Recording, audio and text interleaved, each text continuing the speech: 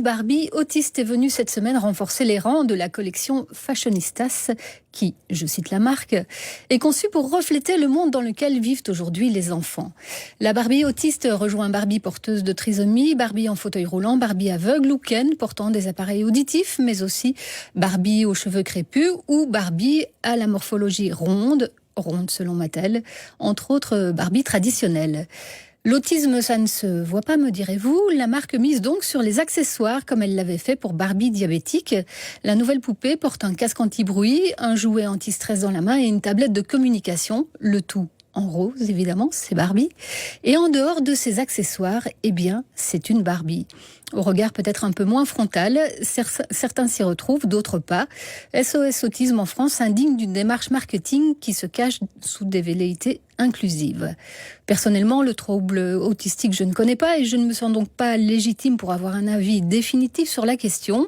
Mais ce qui est certain, c'est que la marque n'est pas que philanthrope et cherche depuis quelques années à se départir du stéréotype de femme parfaite, histoire de coller à l'époque et à la diversité.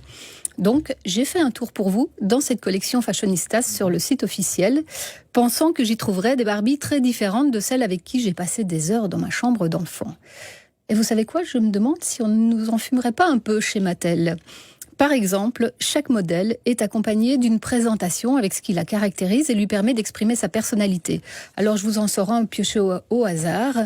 Sa tenue est ornée de détails amusants qui font ressortir sa personnalité, comme un gros bracelet blanc et des talons à plateforme rose.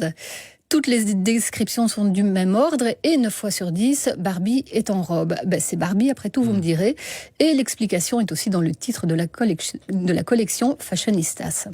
Heureusement, au-delà du look, Barbie est toujours, je cite, prête à vivre des aventures qu'imaginent les enfants. Comme par exemple participer à une fête d'anniversaire ou prendre le thé entre amis, ou encore se rendre à un événement glamour et scintillant avec sa robe à paillettes. Voilà donc les aventures imaginées pour les enfants par la marque en 2026. Je ne vous parle pas de ma visite dans la catégorie métiers de rêve du site parce qu'on n'a pas le temps. Cela dit, une dernière constatation pour terminer. Le site officiel ne propose que des photos de petites filles jouant avec Barbie. Pas un seul garçon pour s'inventer des aventures avec Barbie ou avec Ken d'ailleurs. Donc, que Barbie s'ouvre à la diversité sans doute, qu'elle s'ancre dans l'époque moins sûre. Mais Barbie reste Barbie. Elle ne ressemble qu'à elle parce qu'en vrai, elle n'existe pas. Et on dira surtout qu'elle évolue encore comme dans mon enfance, dans un monde pailleté et complètement genré.